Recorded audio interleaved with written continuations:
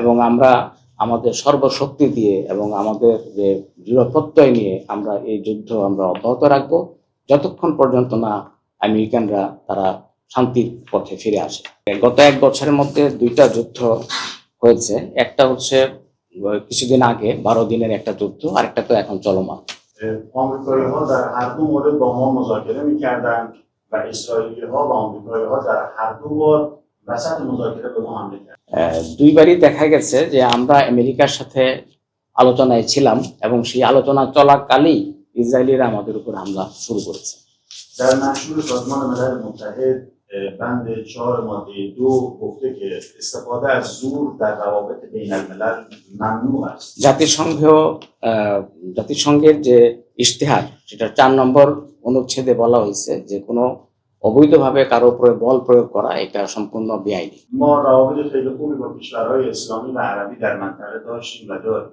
আমরা সকল ইসলামিক দেশ, মুসলিম দেশ, বিশেষ করে আরব দেশগুলোর সাথে অত্যন্ত ভালো একটা সৌহার্দ্যপূর্ণ সম্পর্ক ছিল এবং এখনো আছে। اما در بعضی از این کشورها مثل بحرین، مثل عربستان یا امارات یا سایر کشورهای اسلامی، کویت، امریکایی‌ها پایگاه نظامی دارند و از این پایگاه‌ها به عنوان پشتیبان و به عنوان مرکز هماهنگی علیه ما استفاده می‌کنند. بچه‌های ما رو شهید می‌کنند، مسئولان ما رو شهید می‌کنند، تجهیزات نظامی ما رو مورد هجوم قرار میدن. ما هم مجبوریم در دفاع از خودمون به امریکایی‌ها و اسرائیلی‌ها حمله کنیم و به پایگاه‌های اونها، در حالی که پایگاه‌های اونها در سرزمین‌های اسلامی است و ما دوست نداریم به مسلمان آسیب برسد. সকল দেশের সাথে আমাদের সুসম্পর্ক থাকলেও যেমন বাহরাইন, সৌদি আরব, কুয়েত, কাতার এই ধরনের অনেক দেশে আমেরিকান ঘাঁটি আছে, এখানে সামরিক ঘাঁটি আছে এবং এই সমস্ত ঘাঁটি আমাদের দেশের শিশু, আমাদের দেশের কর্মকর্তা, আমাদের দেশের নিরীহ মানুষ তার জন্য এই সমস্ত ঘাঁটি ব্যবহৃত হচ্ছে।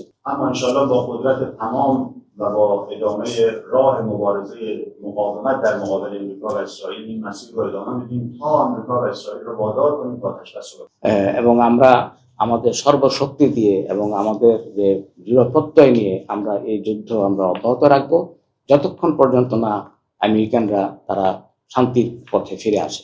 هر زمان که جنگ رو متوقف کنن ما هم جنگ رو متوقف میکنیم و همونجور که قبل مذاکره میکردیم باز هم آمادگی برای مذاکره رو داریم، چون اعتقاد داریم روابط بین الملل با مذاکره و گفتگو میتونه به صلح و امنیت برسه، نه با جنگ. আমেরিকানরা যখন যুদ্ধ বন্ধ করবে ঠিক তখন আমরা যুদ্ধ বন্ধ করব এবং তারা যদি আলোচনা করতে চায় আমরাও আলোচনা করব।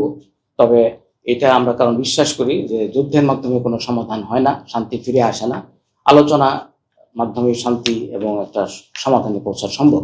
এই জন্য প্রস্তুতি আমাদের আছে।